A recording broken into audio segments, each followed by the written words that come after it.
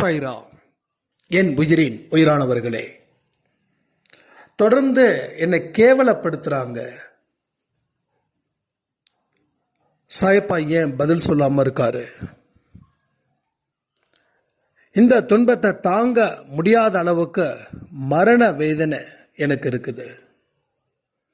எனக்கு இதுக்குரிய பதில் வேணும் அப்படின்னு ஒரு சாய்ராம் கேட்டிருந்தாங்க.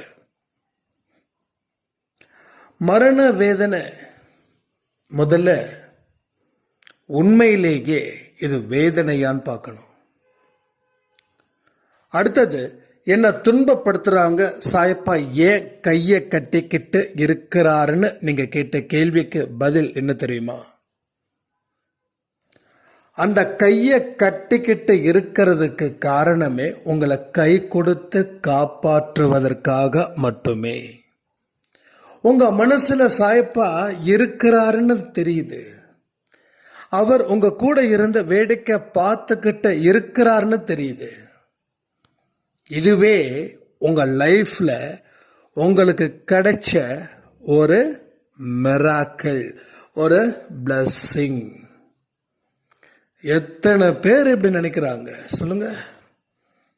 ஆனா நீங்க நினைக்கிறீங்க, நீங்க நம்புறீங்க, கடவுள் இருக்கிறாரு, கையை கட்டி வேடிக்கை பார்த்துக்கிட்டு இருக்காரு, மரண வேதனையில இருக்கிற எனக்கு எந்த சப்போர்ட்டும் இல்லை, எந்த உதவியும் சாயப்பா கொடுக்கலன்னு சொல்லும்போது சாயப்பாவை நீங்க நம்புறீங்க. அந்த நம்பிக்கையோட அடுத்த படி என்ன தெரியுமா? கொஞ்ச நாட்கள் அத்தனையும் தலைக்கீழா மாறும். இந்த உலகத்துல மாறாதது அப்படின்றது எதுவுமே கிடையாது, எல்லாமே மாறும். உங்களை சுத்தி இருக்கிறவங்க ஒண்ணு நல்லபடியா திருந்தி வருவாங்க, இல்லைன்னா கடவுள் அவருக்கு நல்ல பாடத்தை புகட்டுவாங்க. இந்த ரெண்டுல ஏதோ ஒன்று நடக்கும். அது நிச்சயமா சீக்கிரமாவே நடக்கும். அதிகபட்சம் சொல்றேனே 2 வாரம் 3 வாரம், தட்ஸ் ஆல். என்ன எப்படி சொல்றீங்க அப்படின்னு நீங்க கேட்கலாம். ஸோ நம்பிக்கை எந்த அளவுக்கு இருக்குதுன்னு நான் நினைக்கிறேனோ அந்த அளவுக்கு உங்களுக்கு இருந்துச்சுன்னா 2ல இருந்து 3 வாரத்துக்குள்ள அந்த வித்தியாசத்தை நீங்க உணருவீர்கள். நீங்க சாயப்பாவை எந்த அளவுக்கு நம்புறீங்கன்றத நான் எப்படி கெஸ் பண்ற தெரியுமா? என்ன வச்சு நான் உங்களுக்கு சொல்றேன். அன்பே சாயில இருக்கிறவங்க அத்தனை பேருக்கும் ஒரே மாதிரியான மனநிலை தான் இருக்குதுன்னு எனக்கு நம்பிக்கை. நான் ஏற்கனவே நேத்து காலையில கூட இந்த பதிவை சொல்லியிருக்கேன். சாயப்பாவோட கோட்டையில அவரு ராஜாவா இருக்காரு. அவரோட குழந்தைங்க நாம அவரை போல தானே இருப்போம். அவரு சொல்லக்கூடிய விஷயத்த தானே நாம ஃபாலோ பண்றோம். ஒரே வார்த்தை சொன்னாரா இல்லையா? என்ன சொன்னாரு? நம்பிக்கையோட இரு, பொறுமையோட இரு. அந்த நம்பிக்கையும் பொறுமையும் எந்த அளவுக்கு வச்சிருக்கிறியோ அந்த அளவுக்கு உன்னை நான் காப்பேன். ஸோ அதிகபட்சமா 3 வாரம். அப்ப இந்த 3 வாரம் நீங்க என்ன செய்யணும்ன்றது ஒரு விஷயம் இருக்குல்ல.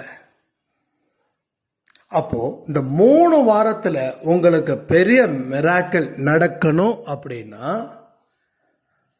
யாரு மேலேயும் மனசு அளவுக்கு கோபமோ பழிவாங்கும் எண்ணமோ மோசமான எண்ணங்களால அவங்கள அர்ச்சனை செய்வதோ இருக்கக்கூடாது. இது இல்லாம உங்களால முடியும் அப்படின்னா இந்த அடுத்த மாசத்துக்குள்ளேயே உங்களோட பிரச்சனைகளுக்கு தீர்வுகள் சாயப்பாவினால் தீர்க்கப்படும். மறுபடியும் சொல்றேன், யாருக்கிட்டையும் ஒம்பு தும்புக்கு போகக்கூடாது, யாரையும் மனசார திட்டவும் கூடாது. யார் என்ன திட்டினாலும் அது உங்களுக்கு கிடைக்கக்கூடிய ஒரு பிளஸ்ஸிங்கா நினைக்கணும். ஒருத்தன் திட்டுறான் அப்படின்னா அது எப்படி பிளஸ்ஸிங்கா அப்படின்னு சண்டைக்கு என்கிட்ட வராதிங்க. நீங்க சண்டைக்கு வராம இருக்கிறதுல தான் உங்களுக்கு மிராக்கிள் நடக்க போகுதுன்றத நான் ரொம்ப தெளிவா சொல்றேன். அப்போ பிப்ரவரி மாசத்துக்குள்ள இங்கே இருக்கக்கூடிய சாய்ராமுக்கு ஒரு பெரிய மிராக்கள் நடக்க போகுது. இப்போ எழுதி வச்சுக்கோங்க. ஸோ இன்னைக்கு வியாழக்கிழமை, இன்னையில இருந்து காமா இருங்க. யாராவது திட்டுறாங்கன்னா மனசார அவங்கள திட்டாம அவங்கள வாழ்த்துங்க.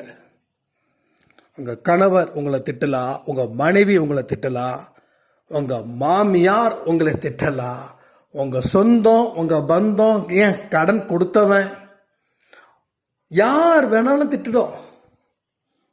எல்லா இடத்துலையும் பதில் பேசாமல் இருங்க. மனசில் எதுவும் நினைக்காம இருங்க. இந்த மனசு தான் சாயப்பா இப்போ எதிர்பார்க்குறாரு. இதை யார் செய்கிறாங்களோ அவங்களுக்கு பிப்ரவரி மாதத்துக்குள்ள நல்ல ஒரு வாழ்க்கையை கொடுக்க போகிறார். முதல்ல இந்த கஷ்டம் அப்படின்னு சொல்றீங்க இல்லையா, இந்த வார்த்தைக்கு நாம் முடிவு கட்டக்கூடிய மாதமாக கூட இந்த பிப்ரவரி மாதம் இருக்கும். ஓகேவா? ஸோ நல்லா புரிஞ்சுக்கிட்டு அதுக்கு தகுந்த மாதிரி உங்கள் வாழ்க்கையை ஆரம்பிங்க. ஸோ அற்புதங்களும் அதிசயங்களும் நடப்பது இறைவன் கையில் கிடையாது, உங்கள் கையில் தான் இருக்கு.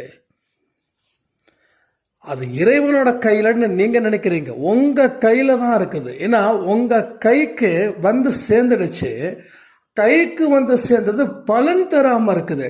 அது பலன் தரணும் அப்படின்னா நீங்கள் இந்த சாய் குடில்ல சொல்லக்கூடிய வார்த்தைகளும் சரி, அண்டை சாயில சொல்லக்கூடிய வார்த்தைகளும் சரி, எல்லா வார்த்தைகளும் உங்களுக்கானவைன்னு நினைச்சு அதன்படி உங்க வாழ்க்கைய நீங்க மாத்தி நல்ல ஒரு வாழ்க்கைய கடவுள் கொடுக்க போறாருன்ற எண்ணத்தை வச்சு நீங்க சிறப்பான ஒரு வாழ்க்கையை ஆரம்பிப்பதற்கு உண்டான அடித்தளத்தை சாயப்பா இந்த நிமிஷம் உங்களுக்கு கொடுத்துருக்கிறாருன்றத பரிபூரணமாக நம்புங்க.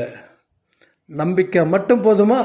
அதை மனசில் வச்சு செயல்படுங்க.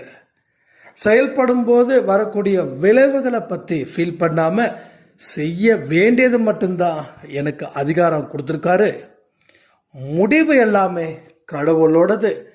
அவர் ஒரு விஷயத்தை தாமதிக்கிறாருன்னா அது நமக்கு நல்லதா வந்து சேர்வதற்காகத்தான் அப்படின்னு நினைச்சு நீங்க செயல்படுங்க. இதெல்லாம் செய்யணும். இதெல்லாம் செஞ்சாதான் பிப்ரவரி மாதம் நம்ம ஹாப்பியா இருப்போம். அதான் பிப்ரவரி எண்டுக்குள்ள. அதுக்கப்புறம் உங்க வாழ்க்கை சந்தோஷம் பொங்கும், நினைச்சது நடக்கும். யோசிச்சு பாருங்களேன். உங்கள் பிரச்சனைகள் எல்லாம் தீர்ந்துடுச்சுன்னா நீங்கள் எவ்வளோ சந்தோஷமாக இருப்பீங்கன்றத ஒரு கணம் யோசிச்சு பாருங்க. அந்த சந்தோஷம், அந்த வாழ்க்கை எல்லாமே கை மேலே உங்களுக்கு பலன் தரும். அதை விட்டுட்டு சும்மா எப்போ பார்த்தாலும் பதிலுக்கு பதில் பேசி விவாதம் பண்ணி வீண் சண்டையை வளர்த்து இதெல்லாம் நமக்கு தேவையா? சொல்லுங்க, இதெல்லாம் நமக்கு தேவையா? இதுக்காகவா அந்த பூமிக்கு வந்தோம்? சரி, இதெல்லாம் செய்கிறதால நமக்கு என்ன லாபம் வந்துருச்சு? ஸோ நஷ்டம் தானே வந்துச்சு. சொல்லுங்க, நஷ்டம் வந்துச்சு, லாபம் வந்துச்சா? ஒருத்தவங்க கிட்ட எதிர்த்து பேசுறதால உங்களுக்கு லாபம் வந்துச்சா, நஷ்டம் வந்துச்சா? ஸோ அத்தனையும் நஷ்டமே நமக்கு வந்துச்சு. ஸோ இனி அது வராது. ஆனால் இந்த விஷயத்தை நீங்கள் கரெக்டாக ஃபாலோ பண்ண ஆரம்பிச்சிட்டிங்கனாவே போதும், அத்தனை நல்ல விஷயங்களும் உங்களுக்கு தொடர்ந்து நடக்கும்னு சொல்லி இந்த பதிவை நான் முடிக்கிறேன். ஜெய் சாய்ராம்.